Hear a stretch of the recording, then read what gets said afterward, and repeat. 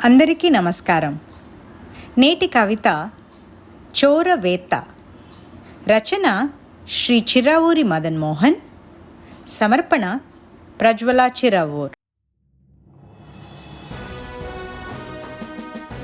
వాట్సాప్లో వచ్చింది ఓ పోస్టు, దాన్ని చదవాలి మరి మస్టు. అలా వచ్చిన వాటిల్లో ఇదే బెస్ట్. దీన్ని ఏం చెయ్యాలి నెక్స్ట్? పోస్ట్ వచ్చిందే ఆంగ్లంలో. ఓ బుద్ధి పెరిగిన పంతులమ్మ పిల్లల్ని దొంగల మీద ఓ వ్యాసం రాయమంటే 7వ క్లాసు బుద్ధి ప్రకాష్ రాసిన ఓ రీసెర్చ్ డాక్యుమెంట్ ఇది. స్ఫురణ ప్రేరణ అనే డొంక తిరుగుడు మాటలనక కాపీ కొట్టాను అని చక్కగా ఒప్పుకుంటాను. మ్యాటర్ వాళ్ళది, మాటలు నాది, భావం వాళ్ళది, భాష నాది. ఇక విషయానికి వెళ్దాము.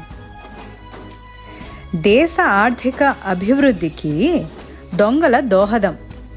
లాకులు, లాకర్లు, బీర్వాల కంపెనీకి లాభాలు, దానిలో పనిచేసే కార్మికులకు జీతాలు, ఇంటి కిటికీ తలుపులకు గ్రిల్ తయారీ, గడియలు, వాటికి తాళాలు, తాళాల వృత్తి, దాని అభివృద్ధి, ఇంటి చుట్టూ ప్రహరీ గోడలు, గేట్లు, 24 గంటల కాపలాదారులు, వారి జీతాలు, వారి యూనిఫారాలు, వాటి తయారీ వల్ల ఉద్యోగాలు,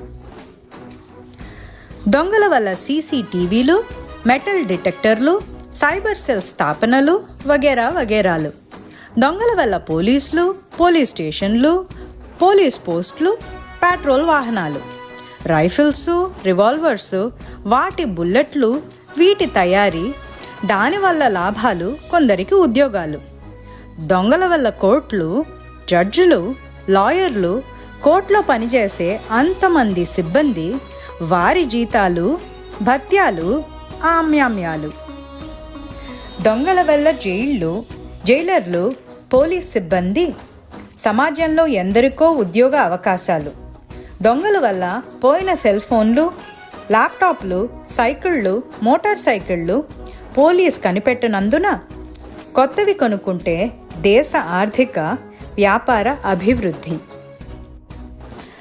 కొందరికి ఉద్యోగాల వల్ల దేశ సుభిక్ష వృద్ధి, దొంగ ప్రసిద్ధుడైతే మీడియా వృద్ధి, దానిలో పనిచేసే వారికి అభివృద్ధి, దేశ ఆర్థిక అభివృద్ధికి దొంగలు వెన్నెముక అని ముగించాడు బి ప్రకాష్ అనే బుద్ధి ప్రకాష్, 7th స్టాండర్డ్.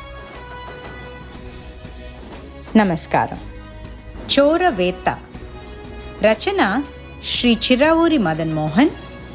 సమర్పణ ప్రజ్వల చిరావూర్.